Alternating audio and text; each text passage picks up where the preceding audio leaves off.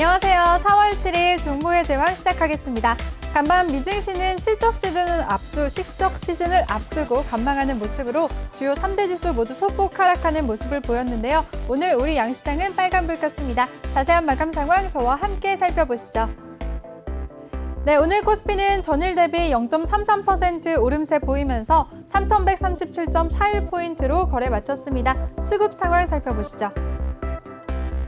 네, 오늘 코스피에서는 외국인이 홀로 3,200억 원대의 물량을 순매수했고요. 반면에 개인과 기관이 동반 매도 우위 보였습니다. 개인이 219억 원, 기관이 3,267억 원의 물량을 매도했습니다.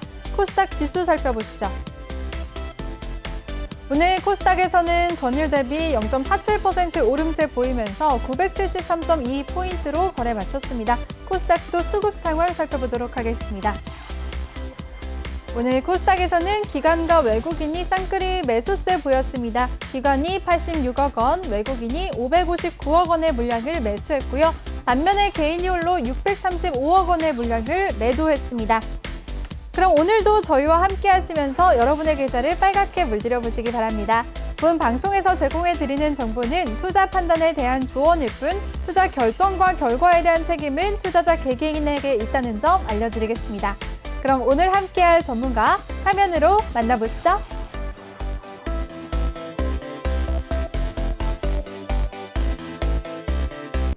네, 오늘도 우리의 친절한 키다리 아저씨 신강섭 전문가와 함께할 텐데요. 먼저 노란톡방 참여 방법부터 알려드리겠습니다.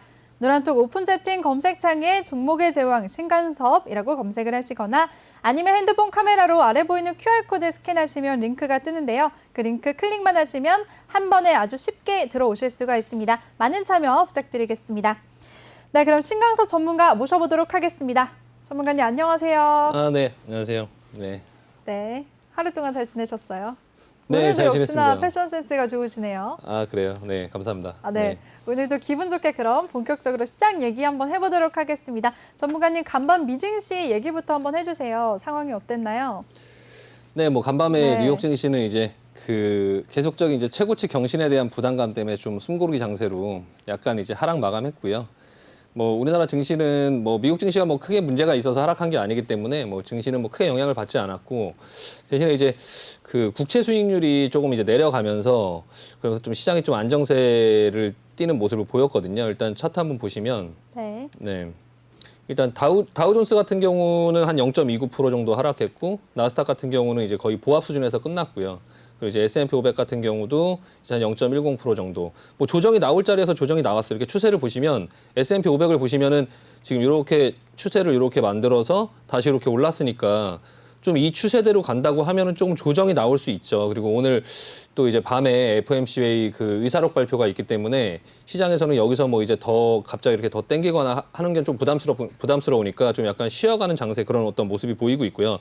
대신에 이제 그 국채 수익률 같은 경우가 좀 예전에는 뭐 국채 수익률이 뭐 1.7%가 넘어가면 뭐 시장에 큰 영향을 주네 막 이런 얘기들이 많았는데 지금 그 긴축에 대한 어떤 그런 기대가 좀 과도했다 뭐 이런 어떤 얘기가 나오면서 경제는 이제 경제 회복세나 이런 게 이제 예상보다 좀 빠르게 진행될 것 같다라는 그런 어떤 이견이 있음에도 불구하고 국채 수익률은 지금 내려오고 있어요. 그래서 굉장히 긍정적인 모습으로 보여지고 있고요. 시장이 이제 어느 정도 국채 수익률의 이슈는 거의 다 사라졌고 어느 정도 시장이 좀 적응을 해가고 있다라고 이제 좀 보여지고 있고요. 대신에 이제 미국의 그런 어떤 채용 공고나 뭐 그런 것들도 지금 증가하고 있고 IMF에서 이제 세계 경제 성장률도 계속적으로 높여잡고 있고 어떤 그런 부분들이 오히려 또 이제 경제 회복 속도가 너무 빠르다 뭐 어떤 기대가 이제 계속적으로 또 하다 보니까 좀 그 부분에 대해서 이제 연준이 또 어떻게 표현을 할지에 대해서 특히 이제 오늘 밤에 뭐 이미 지나간 거긴 하지만 이제 그 FOMC 회의 의사록이라는 게 이제 오늘 뭐 어떤 걸 발표하는 게 아니라 기존의 FOMC 회의를 했던 거를 네. 3주 뒤에 이제 그 시장에 영향을 주지 않도록 3주 뒤에 그냥 그때 당시 어떤 얘기들을 했다라는 것들을 이제 그 서면으로 이제 그걸 다 이제 공개를 하는 거거든요. 그러니까 그 전에 벌써 3주 전에 했던 얘기들을 오늘 그냥 공개를 하는 거라서 그 당시에 이제 그 막 국채 수익률도 올라가고 막 그런 상황이었잖아요. 그래서 그 부분들에 대한 얘기가 그렇게 막 뭐 시장에 영향을 줄 만한 얘기가 나올 것 같지는 않아요, 사실. 아, 네. 그 부분이 그런 거는. 궁금했었는데 네, 큰 영향은 주지 않을 거다라고 보시는 거예요? 네, 그때 당시에는 네. 이제 국채 수익률이 막 올라가고 하면서 시장이 막 굉장히 그 약간 혼란스러운 상태였거든요. 그런 상황 속에서 FOMC 회의를 했기 때문에 그때 당시에 이제 지금 시장에서 기대하는 것처럼 그때 당시에는 경제가 이렇게 나아진다, 괜찮다라고 이제 생각을 할 수 없을 만큼 이제 좀 약간 좀 불안한 상태였기 때문에 그때 당시에 했던 회의록이 오늘 공개되는 그런 부분에서는 시장에 그렇게 크게 영향을 줄 것 같지는 않고요. 지금 현재 이제 모더나 백신도 네. 한 6개월 정도 효과가 지속된다라는 논문도 나오고 하다 보니까 지금 경제 회복에 대한 기대가 좀 시장에 굉장히 많이 있는 것 같아요. 그래서 근데 좀 긍정적으로 보여지는 거는 그렇게 미국 경제에 대한 어떤 그런 낙관론이 이제 계속 힘을 받고 있음에도 불구하고 국채 수익률은 이제 굉장히 좀 안정적인 모습을 보이고 있고요. 경제 회복이 좋아진다, 물가가 올라간다, 예전에는 막 국채 수익률이 막 올라갈 때 이제 경제가 좋아져서 올라가냐 아니면 물가가 올라갈까 봐 올라가냐 막 이런 걸 가지고 얘기를 하고 있었는데 지금은 이제 그만큼 그때보다도 훨씬 더 경제가 이제 좋아질 것 같다라는 게 좀 시장에서 보여지고 있거든요. 지표로도 막 나오고 있고. 근데도 이제 그럼에도 불구하고 국채 수익률은 좀 안정적인 흐름을 보이고 있고 주가의 흐름이 괜찮으니까 달러 또한 이제 안전자산이잖아요. 그 안전자산인 달러 또한 좀 약간 약세를 보이고 있는 그런 부분이 굉장히 긍정적으로 보이거든요. 네.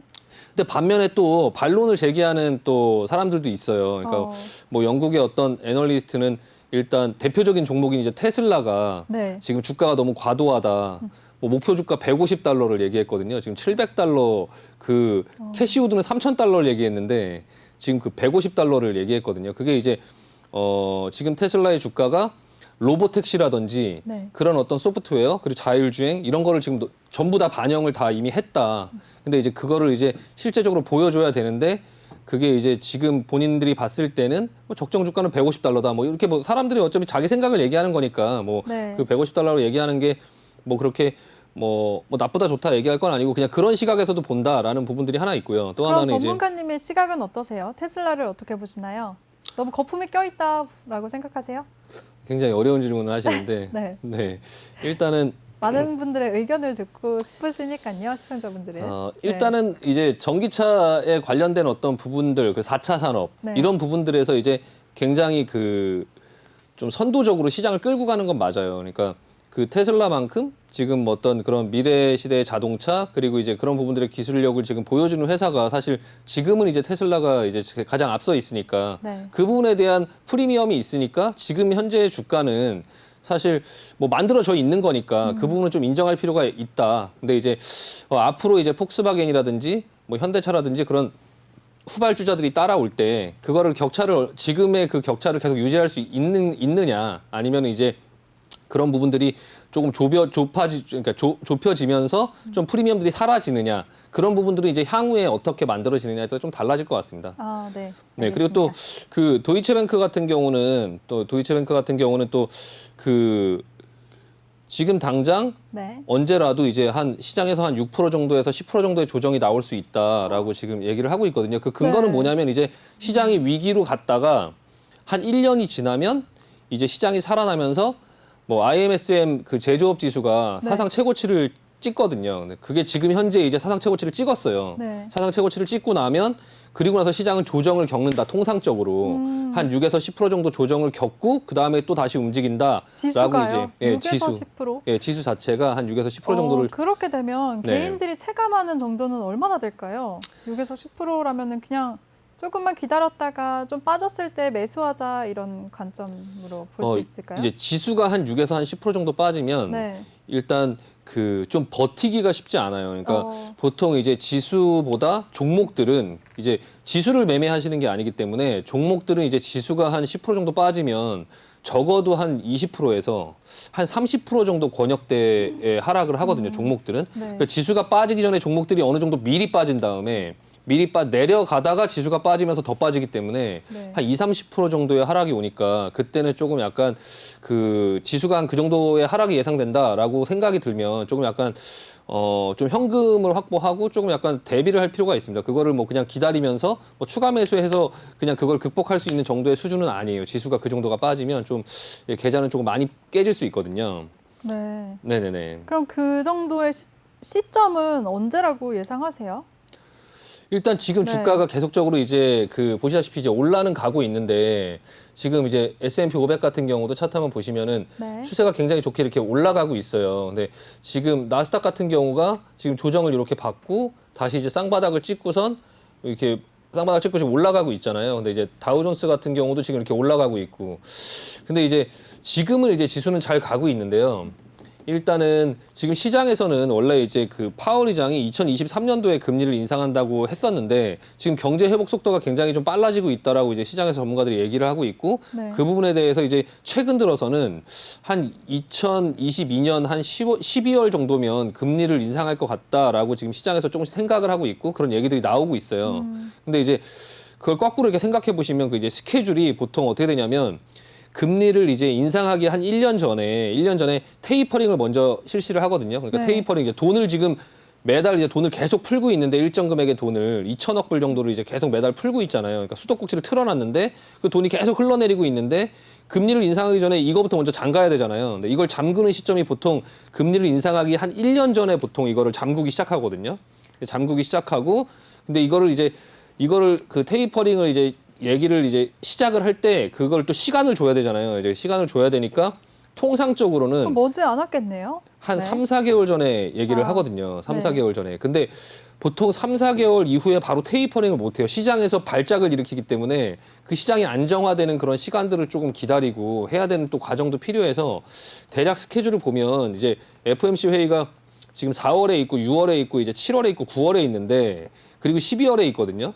12월에 이제 테이퍼링을 한다고 얘기할 수는 없고 한 대략적으로 한 9월 정도의 FOMC 회의에는 좀 얘기를 해야 되지 않을까 싶고요, 개인적으로는. 근데 9월 정도에 얘기를 한다라고 시장이 예상을 하면 시장은 살짝 좀 오바를 하기 때문에 한 6월, 7월, 8월 요때 여름 정도의 시점이 되면 조금 조심해야 되지 않을까. 그때는 좀 여러 가지 지표들도 그렇고 그리고 이제 국채 수익률 같은 경우도 이게 2%를 넘어가기 시작하면 루비니 교수 닥터둠이라고 이제 그 루비니 교수가 항상 그 주가에 대한 이제 급락을 많이 얘기하는 분인데 그럼 되게 일관적인 분이죠. 그냥 항상 주가가 잘 가고 있어도 항상 하락한다, 뭐 거품이 있다, 뭐 폭락한다 이런 얘기를 하시는 분인데 닥터둠 그 루비니 교수도 이제 국채 수익률이 2%가 넘어가면 시장에 뭐 약간 쓰나미가 온다 막 이런 식으로 지금 말씀을 하고 계시는데요. 네. 지금 이제 국채 수익률이 지금 한 1.6%, 7%를 왔다 갔다 하기 때문에 그런 여러 가지 정황들을 조금 지표들을 조금 볼 필요가 있고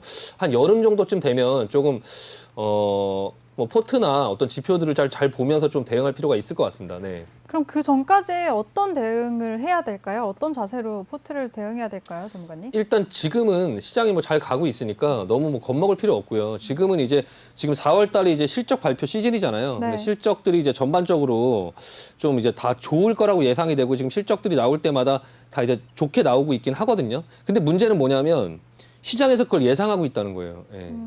시장에서 그걸 예상하고 있기 때문에 실적이 좋게 나와도 생각보다 반응을 안 할 수 있거든요. 맞아요. 오늘 우리 증시에서도 그랬잖아요. 네네. 삼성전자랑 LG전자가. 네네. 네. 그러니까 조금 시장에서 오히려 안 좋을 것 같다라고 했는데 이거 생각보다 안 좋지 않네라고 하면 주식이 좀 그 전까지 못 가다가 이렇게 다시 올라가는 이런 현상들이 나오는데 이제 실적이 좋을 것 같다. 지금 다들 실적이 4월 달에 좋을 것 같다라고 실적 발표가 다들 알고 있으니까. 그래서 지금 처음으로 이제 삼성전자하고 LG전자가 실적 발표를 했는데 시장의 반응이 별로 없어요, 역시. 그러니까 오늘도 삼성전자, LG전자 오르지 않았거든요. 네. 그 실적 발표를 하기 전에 하루 이틀 전에 먼저 조금 오르다가 오늘 발표가 막상 나오니까 삼성전자도 뭐 한 시장에서는 처음에는 한 8조 9천억, 뭐 8조대, 8조 5천억 이 정도를 예상했어요. 시장의 컨센서스는 영업이익을. 근데 조금 시간이 지나니까 기대감이 좀 생기면서 9조대 정도 나오지 않을까? 그러다가 나중에는 뭐 9조 3천억, 뭐 9조 5천억, 뭐 10조 정도까지도 얘기하시는 분이 있었고, 그러니까 전반적으로 이제 실적을 8조 때부터 10조 때까지 기대감을 올려놓으니까 막상 9조 3천억이라는 실적 굉장히 좋게 나온 거거든요. 왜냐하면 삼성전자 그 정전 사태 때문에 그 오스템 공장이 가동을 못했어요. 그 가동을 못하면서 매출이 한 1조 정도가 거의 날아갔다고 하더라고요.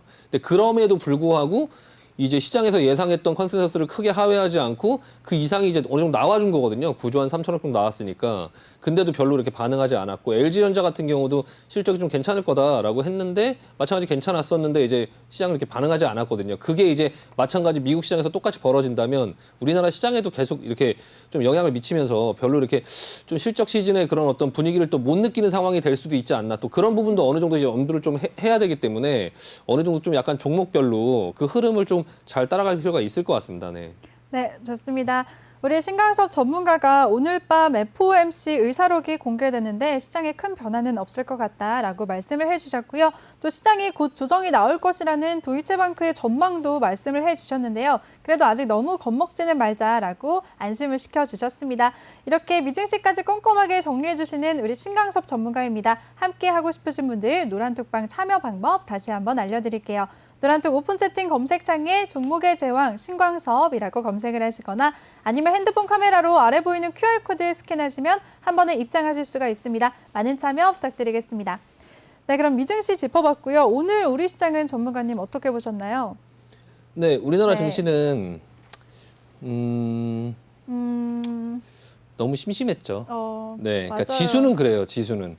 근데 또 종목별로는 좀 약간 시장이 예전에 밑에서 이렇게 올라올 때처럼 네. 종목별로는 굉장히 또 핫한 종목들은 또 핫했어요. 그러니까 시장이 지수가 안 움직이면서 종목들이 안 움직이는 시장이 있고요. 시장의 지수는 멈춰 있는데 종목들은 되게 잘 움직이는 시장이 있거든요. 근데 요즘 같은 시장은 굉장히 좋은 시장이에요. 그러니까 수익을 낼 수 있는 기회가 굉장히 많아요. 그러니까 오늘 같은 경우도 지수를 한번 보시면 네. 지금 굉장히 좋은 시장이거든요. 지금 시장이요.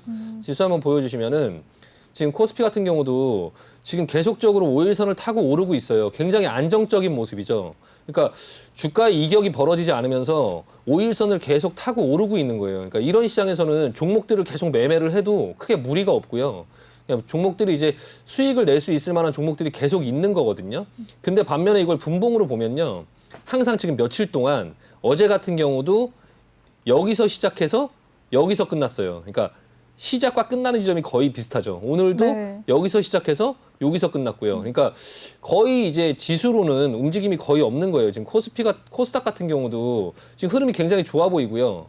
5일선을 타고 밑으로 이탈하지 않으면서 계속적으로 이렇게 5일선을 타면서 이격이 크게 벌어지죠. 이렇게 앞전처럼 이렇게 이격이 벌어지면 다시 이렇게 하락하는 흐름이 나오거든요.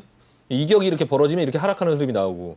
근데 지금 보면 앞전에 올랐던 것보다 훨씬 안정적으로 이렇게 5일선을 타면서 이렇게 조금씩 이렇게 오르고 있거든요. 요런 시장에서 종목별로 대응하면서 종목별로 수익을 낼 수 있을 만한 종목들이 이제 굉장히 많아요. 그래서 오늘 같은 경우도 종목을 보면은 일단 환율이 지금 옆에서 보시면 환율이 어제부터 급락하고 있어요. 그러니까 지금 달러가 약해지면서 유로도 그렇고 지금 원화도 그렇고 전부 다 이렇게 강세로 가면서요. 시장은 안정적인 모습을 만들어주고 있고 지금 외국인도 매수까지 해주면서 지금 보시면은 밑에 지금 외국인 매수가 코스피 코스닥을 전부 다 지금 매수를 하고 있거든요. 그래서 네. 지금 보시면 지금 네, 코스피에서는 외국인이 오늘까지 5거래일 연속 매수를 해주고 있어요. 네, 지금 여기 보면은 지금 네. 코스피를 지금 계속적으로 외국인들이 매수를 해주고 있어요. 그리고 코스닥 같은 경우도 뭐 그렇게 크게 팔지 않고 또 오늘은 매수를 했고 어제는 좀 매도를 했는데 어쨌든 지금 그 시장에서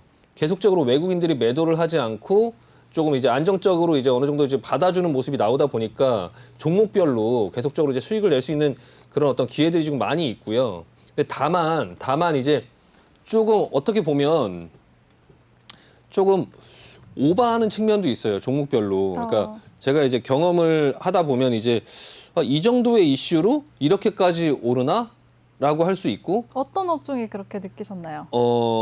그러니까 이슈들이 조금 있다가 뭐 장중 특징주를 하겠지만 네. 어떤 그런 시장의 어떤 얘기가 나오면 오늘 같은 경우도 코로나가 네. 뭐 예를 들어서 코로나가 지금 뭐 한 600명 정도가 됐다. 네. 600명 정도가 됐다라고 해서 이게 다시 뭐 어떤 진단 종목이나 아니면은 뭐 예전에 뭐 종목으로 얘기하면 뭐 알서포트라든지 뭐 링네트라든지 뭐 ECS라든지 그리고 또 이제 그 뭐 진다 어제도 휴마시스 상한가 갔고요. 네. 오늘도 뭐 엑세스바이오라든지 뭐 그럼 뭐 시젠이라든지 이런 종목들이 또 움직였거든요. 물론 이제 기술적인 반등 어떤 부분들이 나오는 그런 현상일 수도 있고 또 이제 뭐 어린이집에서 집단 감염이 나왔다고 해서 교육 관련된 뭐 YBM넷, 뭐 메가MD 뭐 이런 종목들이 또 오늘 급등이 나왔어요. 그러니까 네. 그런 어떤 빌미가 있으면 시장의 어떤 종목들이 굉장히 가볍게 이제 막 움직이는데 그런 종목들을 아무거나 또 막 따라가면 안 되는 그게 이제 여기서 물리면 또 잘못하면 또 이제 그 다시 예전처럼 지수 자체가 계속적으로 크게 오르지 않기 때문에 그 어떤 종목을 샀다 물리면 그 가격에 다시 오기가 힘들 수 있거든요. 그래서 어떤 재료가 끝까지 살아있는 그러니까 일반적인 안정된 시장 속에서 어떤 종목을 노려서 한 번 오르면 좀 쉬었다가 다시 또 오를 수 있고 아니면 또 내려올 수 있고 이런데 연속적으로 예전처럼 막 2배, 3배를 가고 이런 시장은 아니다. 그러니까 지금 시장의 분위기가 어떤 종목을 샀을 때 밑에서 올라올 때 예전처럼 사서 물리면 기다리면 또 올라가고 막 2~3배 올라가는 동안에 계속적으로 올라갔던 그런 시장은 아니고요. 지금은 네. 그냥 어떤 종목들이 하루 올라가면 또 순환매가 돌면서 오늘 증권주가 급등하면 내일 은행주가 급등하고 또 조선주가 급등하고 해운주가 급등하고 이렇게 순환매를 도는 어떤 그런 장이지 전반적으로 계속 모든 시장이 다 오르는 그런 어떤 시장은 아니다. 그냥 그런 부분들을 조금 어느 정도 분위기를 조금 알면서 매매를 하시면 좀 도움이 되실 것 같습니다.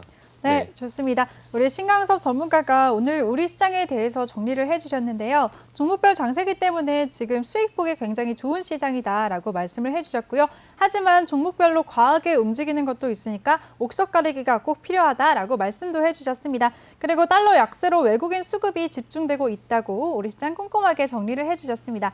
근데 전문가님, 네. 궁금한 게 있어요. 네. 요즘에 우리 시장이 미증시랑 반대되는 디커플링 현상을 보이고 있거든요. 네. 우리 시장은 어떤 걸 중점적으로 봐야 될까요? 네, 일단 그 미국 시장과 우리나라 시장이 미국 시장이 선행하기도 하고요. 또 우리나라 시장이 선행하기도 해요. 네. 그러니까 서로 어떨 때는 미국 시장이 오르면 우리나라 시장이 오르고 또 어떨 때는 미국 시장이 올라도 우리나라 시장이 선행하면서 미국 시장이 하락할 게 예상되면 이제 그 경계감이 있거나 이러면 또 우리나라 시장이 못 가고 그리고 또 이제 미국 시장이 떨어졌어도 이제 그 다음 날 미국 시장이 이제 오를 만한 어떤 선물이라든지 그런 움직임이 괜찮으면 또 이제 우리나라 시장이 먼저 오르는 이렇게 주고받고 하는 어떤 이런 흐름들이 나오거든요. 네. 선행하기도 하고 후행하기도 하고. 그러니까 이제 미국 증시가 오른다고 해서 우리나라 증시가 오를 거다라고 생각하고 아침부터 따라가면 또 물릴 수 있어요. 그리고 또 미국 주식이 떨어졌다고 해서 또 이제 그 겁먹고 이제 그냥 매도하면 또 장이 또 오를 수 있고요. 근데 지금 같은 상황이 약간 예전에도 계속됐던 상황인데요. 약간 큰 숲을 조금 보실 필요가 있어요. 그러니까 그 최초의 어떤 위기가 지나고 나서 이제 주식이 다 이제 하락을 많이 하고 나서요. 그리고 나서 이제 주가가 다 내려온 다음에 전반적으로 이제 증시가 이제 전반적으로 다 올라요. 미국 증시도 그렇고 우리나라 증시도 그렇고. 그리고 나서 어느 정도 목표치가 오르고 나면 그 다음부터 이제 횡보를 하기 시작해요. 그러니까 오르면 바로 떨어지는 게 아니잖아요. 주식이 흙과 백의 논리로 오르고 떨어지고 둘 중에 하나는 아니잖아요. 네. 오르고 나면 그 다음에 이제 좀 판단할 시간이 필요하기 때문에 위아래로 흔들면서 횡보를 하거든요. 횡보를 하는 기간 동안에 이제 여러 가지의 상황들을 보면서 그 다음에 이제 움직일 준비를 하죠. 근데 이제 예전에도 지금 많은 전문가들도 그렇고 가장 크게 틀렸던 게 하나가 있어요. 그러니까 미국에서 어떤 이제 아시아, 중국, 우리나라, 대만 이런 나라들은 코로나를 그렇게 심각하게 데미지를 입지 않았어요. 그래서 돈을 그렇게 많이 풀지 않았거든요. 근데 미국에서는 달러를 뭐 어마어마하게 풀었죠. 예, 어마어마하게 풀다 보니까 달러가 약세로 갈 것이다. 신흥국 통화가 강세를 보일 것이다 해서 최초에 그렇게 그런 흐름대로 갔어요. 근데 지금 상황이 어떻게 됐냐면 역시 이제 그 미국은 미국이죠. 강대국은 강대국이에요. 그러니까 위기를 똑같이 겪어도 회복은 강대국들이 제일 빠른 거예요. 이제 그런 모습들이 나오니까 뭐 백신을 어떤 조치를 한다 해도 미국이 제일 많이 준비가 돼 있고 그리고 돈을 풀어서 경제를 살리지만 돈을 많이 풀긴 했지만 어쨌든 경제가 제일 먼저 살아나는 그런 모습들이 나오고 달러야 뭐 어차피 많이 찍어도 수요가 많기 때문에 기축통화니까 그러니까 미국이 항상 지난번 2008년도 금융위기 때도 문제가 미국에서 벌어졌는데 근데 미국 경제만 나중에 제일 많이 올랐어요. 그러니까 문제도 미국에서 벌어졌고 미국의 은행들이 다 망하고 그 모든 시발점이 미국이었는데 오히려 다른 신흥국 증시들이 다 흔들리고 미국만 계속적으로 증시가 올라가고 네. 유럽은 완전 그때 당시에 그냥 잃어버린 지금 뭐 잃어버린 10년처럼 그때 2008년도 전에 지수를 프랑스나 뭐 이탈리아 이런 데는 아예 그냥 L자형으로 기고 있거든요. 그러니까 이제 그런 부분들 때문에 지금 우리나라 증시가 옆으로 기면서 미국이 가는 흐름을 결과적으로 쫓아가는 근데 이제 그런 과정 속에서 우리나라 증시보다는 미국 증시가 아마 더 많이 오를 거예요. 미국 증시 더 많이 오르고 우리나라 증시는 이제 그걸 확인하는 모습을 그러니까 그 움직이는 모습을 확인하고 그리고 나서 방향성을 잡을 텐데 그 전까지는 지금처럼 좁은 폭에서 계속적으로 좀 그 상황들을 좀 적응하는 기간들이 좀 필요할 겁니다. 그래서 지금도 모습을 보면 우리나라 증시는 찔끔 오르고 네. 미국 증시는 오르면 막 1%씩 2%씩 또 오르는데 네. 이제 미국 증시는 위로 상승하는 모습을 이렇게 상승하는 모습을 이렇게 보여주고 있는데 우리나라 증시는 되게 완만하게 이렇게 올라가고 있잖아요. 네. 계속적으로 좀 그런 흐름들이 좀 나오지 않을까 싶습니다. 네. 그럼 조금 전에 우리 증시보다 미증시는 상승폭이 더 크다고 말씀을 하셨잖아요. 네네. 그럼 우리 시장 요즘에 너무 지지부진해서 답답하다라고 느끼시는 시청자분들은 네. 이제 미증시에 투자하는 걸 더 추천을 하시겠네요, 전문가님. 지금 일단 연기금 같은 경우도 네. 이게 장기적으로 어떤 투자하는 어떤 그런 주체에서도 네. 사실 이제 해외 증시나 뭐 미국 증시 그런 어떤 좀 장기적인 성장성은 비중이 더 사실 높잖아요. 예, 워렌 버핏이 한 말처럼 뭐 미국을 믿고 뭐 미국에 투자한다 이렇게 하는 것처럼 약간 그거는 뭐 부인할 수가 없어요. 그러니까 미국 증시가 장기적으로는 다른 여타 우리나라뿐만 아니라 다른 여타 증시 어떤 나라들보다 가장 크게 성장할 거라는 건 뭐 누구나 다 알고 있는 거니까요. 그렇죠. 거기에 있는 큰 기업들이나 빅테크 기업들 그런 기업들은 글로벌한 그런 기업들이 가장 큰 성장을 하고 있고 그러니까 결과적으로는 이제 그렇게 되겠지만 그거를 또 이제 뭐 모든 분들이 또 다 미국 증시의 주식을 뭐 할 수 있는 건 아니니까 네. 그러니까 우리나라 증시에서도 지금 뭐 종목별로는 그런 어떤 것들이 나오고 있어요. 그럼 올라갈 수익을 줄 수 있는 것들이 나오고 있으니까 좀 그런 흐름들을 좀 잘 보시고요. 우리나라 종목들 중에도 뭐 계속적으로 좀 약간 성장성이 있는 종목들을 좀 잘 살펴보시면 뭐 삼성전자라든지 뭐 그런 거는 계속적으로 증명을 해왔었으니까 뭐 그런 어떤 부분들을 좀 잘 보면서 하시면 괜찮을 것 같습니다. 네. 네. 좋습니다. 이렇게 신강석 전문가와 오늘장 전반적인 정리를 한번 해봤고요. 그럼 오늘장 이슈됐던 섹터들 한번 살펴보도록 하겠습니다. 전문가님, 오늘 증권주들이 굉장히 크게 올랐어요. 오늘 네. 증권주들은 어떤 이슈로 올랐을까요? 네. 오늘 이제 우리종금이 그 증권사를 인수합병을 하려고 한다라고 이제 목표를 그렇게 잡고 어떤 네. 대응을 하겠다라고 해서 지금 증권주 중에서 이제 예전부터 이제 전통적으로 뭐 M&A 그러니까 계속 M&A를 할 것 같다라고 하는 증권주 중소형 증권주들이 있었어요. 네. 그래서 뭐 유안타증권, 뭐 SK증권, 뭐 유진투자증권은 어떤 다른 회사에서 지금 지분을 계속 모으고 있어갖고 오늘 뭐 그렇게 수혜를 못 봤는데 SK증권 같은 경우도 이제 예전부터 계속적으로 어떤 그리고 뭐 한양증권, 뭐 유아증권 이렇게 뭐 그런 어떤 약간 중소형 증권사들이 뭐 아직 크게 그렇게 이제 뭐 우리나라에서 이제 막 그걸 못하다 뭐 두각을 못 보이다 보니까 뭐 그런 어떤 인수합병 얘기가 나오면 그런 어떤 중소형 주들이 많이 오르는데요. 오늘은 그냥 뭐 이렇게 크게 의미를 두지는 않아요. 예, 왜냐하면 그냥 지금 시장 자체가 그냥 순환매예요. 순환매. 그냥 아까도 말씀드렸지만 어떤 명분만 하나 주어지면 그거에 관련된 종목들이 좀 크게 오르고 네. 이게 뭐 연속성이 있을 수 있지만 좀 이제 며칠 있을 수는 있지만 또 그러다가 또 다른 이슈가 나오면 또 해운주의 이슈가 나오면 해운주가 또 이제 크게 오르고 지금 자체는 약간 증권주 쪽으로 분위기가 약간 넘어가면서 약간 순환매가 돌고 있고요. 하나투자증권 같은 경우는 며칠 전부터 계속 올랐는데 저거는 이제 두나무 지분 네. 때문에 이제 움직인 거고 또 이제 그 증권주의 어떤 그런 개별적인 사유는 아니고 좀 약간 창투사의 개념 네. 로 이제 창투사주들하고 좀 같이 많이 움직였거든요. 요즘에 이제 계속적으로 약간 이제 뭐 과열이라고 할 수는 없지만 과열권의 어떤 증시에서는 신규 상장되는 어떤 그런 종목들에 이제 관심이 굉장히 많고 그 IPO 하면서 새로 상장되는 종목들이 계속적으로 나오잖아요. 뭐 쿠팡 나오고 지금 마켓컬리 뭐 한다, 뭐 두나무 한다. 지금 그런 어떤 이슈들을 이렇게 시장에서 자꾸 만들어내면서 그 어떤 부분의 상승을 계속 이끌고 있거든요. 그런 차원의 어떤 부분에서 좀 얘기가 나오고 있고요. 또 이제 우리 종금도 오늘 그래서 좀 약간 크게 상승을 했는데 우리 종금이 사실 네. 조금 약간 조심할 필요가 있어요.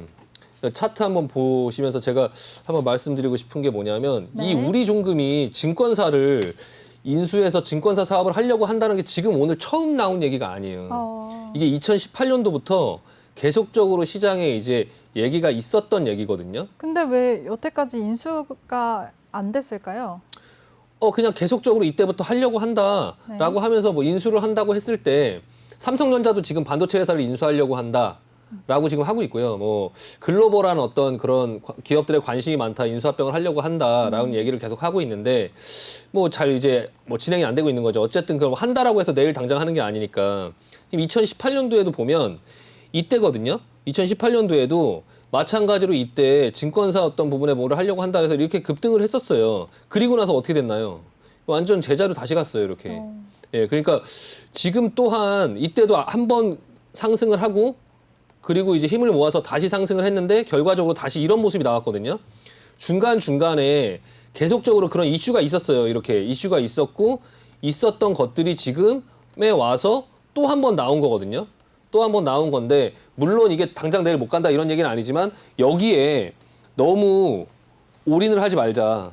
기존부터 있었던 얘기고 마찬가지로 이제 증권주들이 인수합병하는 저런 얘기도 저거 참 10년 전부터 있었던 얘기예요. SK증권 뭐 어디서 인수한다, 뭐 유진투자증권 인수한다. 저거 굉장히 식상한 어떤 재료거든요. 저게 되게 처음 이제 지금 주식을 처음 하시는 분들 저는 이제 저거를 10년 전부터 저 증권주들 인수한다 뭐 한다 저거를 아직까지 인수 안 됐어요. 저 SK증권. 저 10년 전 10년도 넘었을 거예요, 저거. 근데 아직까지 저러고 있고요. 우리종금도 저거 2년 전부터 계속 얘기 나왔던 거니까 너무 여기에 그냥 기술적으로 대응을 해야지 이게 진짜 인수해서 뭐 이렇게 커지는 거 아니야? 이런 어떤 생각을 하시면서 너무 여기 올인하지 말자. 그냥 어느 정도 기술적으로 보고 약간 대선주처럼 약간 기술적으로 대응을 하자라는 말씀 드리고 싶고요. 반면에 이제 우리금융지주는 약간 이제 모양이 달라요. 우리금융지주는 이제 그 오늘 이제 실적에 대한 컨센서스가 좀 좋을 것 같다라고 해서 지금 자리도 그렇게 급등한 게 아니고요. 우리금융지주가 오히려 이 회사가 이제 우리종금을 갖고 있고 또 이제 우리금융지주잖아요. 이 회사가 이제 실적도 좋고 같이 좀 약간 부각을 받으면서 물론 여기에 같이 이렇게 약간 이슈를 받은 거긴 하지만 어쨌든 오늘 기술적으로 굉장히 좋은 어떤 모습이 나왔고요. 그리고 이제 목표 주가도 증권사에서 나온 리포트들을 보니까 지금보다 한 12,000원에서 한 13,000원 정도를 얘기하니까 한 20-30% 정도의 어떤 상승폭이 있다라고 지금 리포트가 나오고 있고 실적이나 뭐 영업이익이나 이런 것들이 뭐 좀 굉장히 크게 잘 나올 것 같다 이런 얘기들이 있으니까 약간 저런 이슈에 막 묻혀있는 저런 증권주들보다는 조금 안정적인 이런 우리금융지주 뭐 이런 것들 이제 이슈의 중심에 있는 것들 중에 우리종금이나 뭐 유한타증권 이런 거 말고 우리금융지주를 보는 게 어떤가라는 생각을 좀 하고 있습니다. 네. 네, 알겠습니다. 네, 오늘 우리종금이 증권사를 인수하겠다고 언급하면서 상승한 종목들에 대해서는 기존부터 거론이 됐던 이슈고 또 차트에서도 과거에 반짝 상승했다가 하락한 경험이 있기 때문에 조심하자라는 보수적인 의견을 주셨고요. 또 그래도 굳이 선택을 하자면 우리금융지주가 괜찮다라고 말씀을 해주셨습니다. 그리고 전문가님, 네. 디즈니 플러스 관련주는 계속해서 연일 상승세를 보이고 있어요. 오늘도 시장이 반응을 했는데요. 어떻게 네. 보시나요, 이 종목들?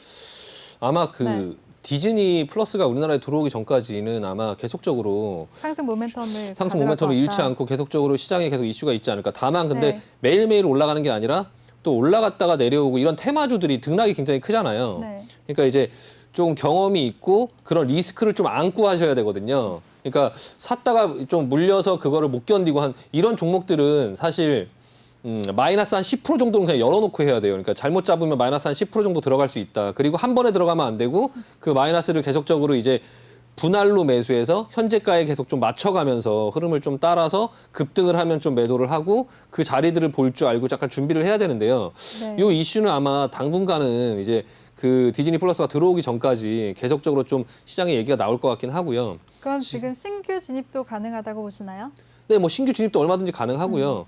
조금 이제 시장에서 이제 좀 시작하려고 하는 어떻게 보면 약간 신선한, 그러니까 알게 모르게 많이 올라오긴 했는데 네. 그래도 좀 이제 시장에서는 아직 많이 부각을 받고 이제 그 뭐 주목받은 그런 상태는 아니기 때문에 좀 조정이 나오면 그런 자리들을 좀 보면서 충분히 매수할 수 있지 않나 싶고요. 네. 지금 이제 그 차트를 한번 보시면은 지금 좀 이제 그 움직이는 종목이 그러니까 몇 종목이 있는데요. 지금 이제 손오공이라는 종목 하나 하고요. 그리고 알로이스라는 종목.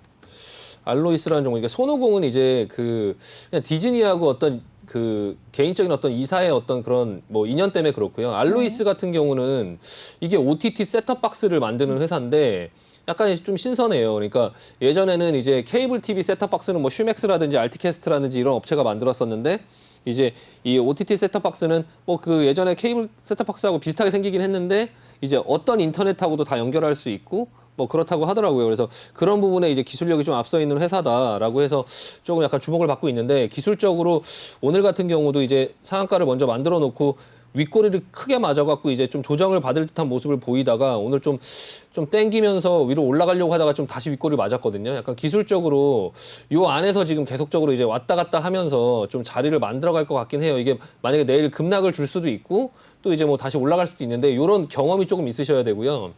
손오공 같은 경우도 지금 비슷한 자리예요. 비슷한 자리고 이 외에 이제 그 코퍼스 코리아 이게 이제 그 기존에 이것도 이제 많이 올라왔죠. 많이 올라온 것처럼 보이지만 이제 이것도 자리를 만들어가고 있거든요. 이것도 지금 자리를 만들어가고 있는데 이것도 이제 그 컨텐츠를 이제 사와서 자막 같은 걸 붙여갖고 이제 그런 넷플릭스나 이런 데다가 파는 이런 업체거든요. 쉽게 말씀드리면 이제 그런 어떤 업체도 있고 또 IHQ라고 IHQ 컨텐츠 제작사죠.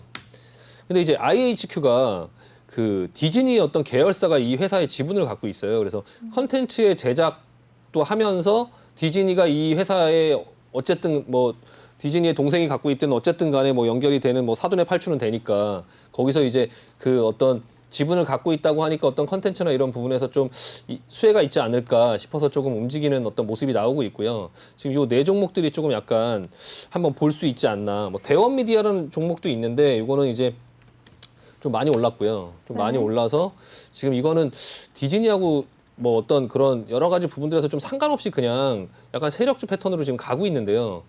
일단 요거는 이제 좀 약간 선수들의 영역이고 근데 이거는 매수를 한다고 해도 사실 크게 매수를 못 해요. 이거는 이제 선수들이 매매를 한다고 해도 큰 돈이 못 들어가기 때문에 괜히 신경만 쓰이고 약간 좀 가성비가 없지 않나. 요 종목은 가급적이면은 좀 그냥 요 종목을 기준으로 보면서 다른 종목들을 좀 하시는 게 나을 것 같고요. 아까 그 종목들은 지금도 조금 지켜보면서 매수는 가능할 것 같다. 좀 유심히 보자라는 말씀드리겠습니다. 네. 네, 전문가님. 그리고 보니까 디즈니 플러스가 한국 서비스를 위해서 지난해부터 국내 통신사들과 접촉을 하고 있다고 하는데요. 네. 통신업계에서는 지금 KT가 뭐 유력한 후보다라고 거론이 되고 있는데 네. 이 통신 업체들에 대해서는 어떻게 생각하시나요? 디즈니 플러스와 연관해서.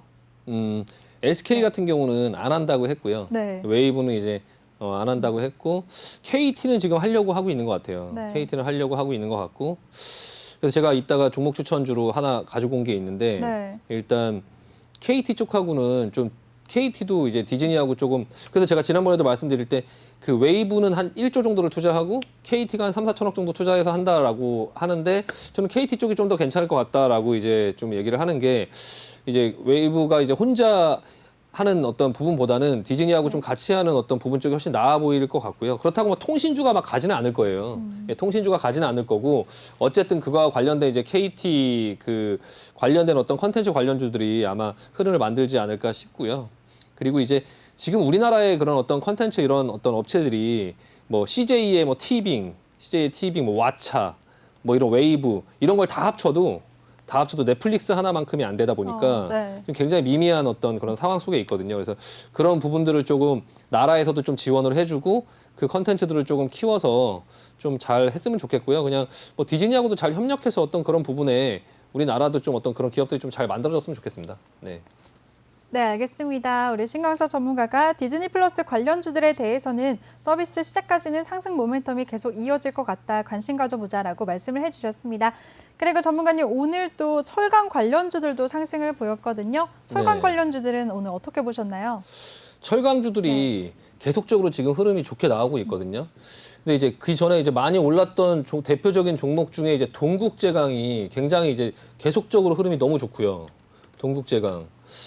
동국제강의 흐름이 굉장히 좋고 지난번에 제가 이제 동국제강이나 뭐 이런 다른 종목들이 많이 올랐으니까 KG 동부제철 한번 보자고 네. KG 동부제철을 한번 보자고 말씀드렸었는데 오늘 급등이 나왔어요. 오늘 한 9% 정도 상승이 나왔거든요. 와. 이렇게 조금 오르고 눌렸다가 오늘 급등이 나왔는데 이게 갑자기 이제 오후장에 이런 식으로 이제 급등이 나왔거든요.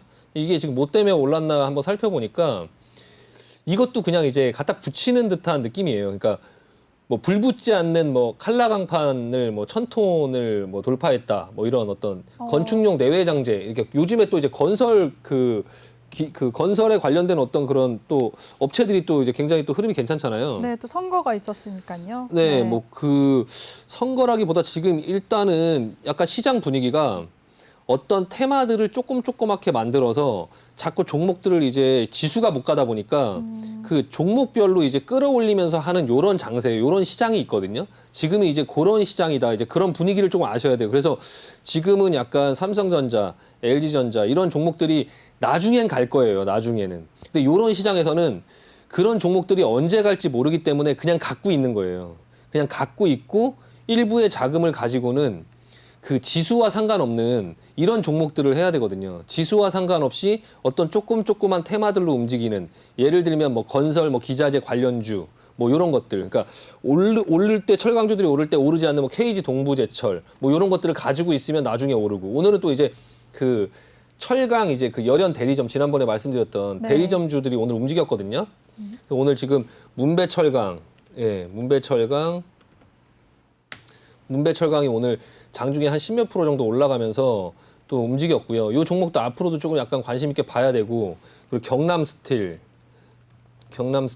이 종목도 지금 윗꼬리 맞긴 했는데 이것도 흐름이 지금 굉장히 괜찮죠. 예. 그리고 뭐 NI스틸 뭐 부국철강 이런 흐름들이 지금 전부 다 괜찮거든요. 예, 지금 전부 다 이것도 지금 이렇게 눌려 있는데 여기 흐름 벗겨내는 이런 모습들이 나오고 거래량도 많이 터졌고요. 기술적으로 이제 이런 종목들이 오늘 같은 경우에 이것도 마찬가지로 뭐 한국산 철강의 뭐 대미 수출을 막았던 무역 뭐 확장법에 대한 뭐 개정 논의가 미국에서 뭐 일어나고 있다. 그리고 네. 뭐 그 바이든 정부가 예전 트럼프와 다르게 이제 그 동맹국에 대한 어떤 그런 협력 체제를 강조한다. 그래서 이제 이런 부분에 관세 조치가 철회될 거다. 뭐 이런 어떤 얘기가 나오면서 이제 이런 중소형 철강주들이 올랐다고는 하는데 사실은 시장은 그렇지 않아요. 예. 그냥 그런 거는 그냥 이유로 그냥 이제 이게 오르니까 그냥 그런 이유를 갖다 붙이는 거지. 왜 올랐는지에 대한 이유를 이제 해석을 해야 되니까요. 근데 지금은 그런 어떤 이유가 아니라 오늘도 지금 오른 종목들을 보면 전부 다 이유가 다 있어요. 근데 그 이유 때문이 아니라 그냥 시장의 분위기가 이런 거예요. 그러니까 이걸 아셔야 돼요. 그러니까 시장의 분위기가 지금은 약간의 그런 테마들로 조그만한 중소형 주들이 개별적으로 움직이는 이런 시장이다. 그래서 그런 종목들 위주로 수익을 내려고 하되 너무 거기에 올인은 하지 말자. 왜냐하면 잘못 내려오면 안 올라올 수 있다. 그리고 네. 한번 이렇게 수익이 나면 또 어느 정도 수익 실현을 적당히 해야 된다. 그거에다가 너무 올인해서 너무 오랫동안 끌고 가서 예전 밑에서 올라온 것처럼 막 두세 배를 먹자 이렇게 하면 그러면 나중에 이제 전부 다 그거 다 토하고 그냥 다시 제자리로 돌아갈 수 있다. 아까 우리 종금도 제가 아까 말씀드렸잖아요. 네. 결국에 다시 제자리로 돌아가는 흐름 나올 수 있다고. 그러니까 그런 어떤 종목들의 급등이 나올 때 너무 흥분하지 마시고 그리고 평상시 때 이제 그 지수에 관련된 종목들로 너무 올인하지 마시고 이런 종목들을 조금씩 하면서 지금 시장을 좀 기다려야 된다. 라는 거를 조금 아셔야 될 것 같습니다. 네. 네, 좋습니다. 근데 전문가님, 네. 오늘 철강 관련주들이 상승한 표면적인 그런 이유가 있었잖아요. 네. 무역 확정법이 실제로 개정이 된다면 그럼 네. 국내 철강주들 수혜는 어떻게 예상하세요? 지금 네. 그 바이든 행정부 자체가 우리나라에 굉장히 동맹국들한테 굉장히 호의적이에요. 그러니까 네.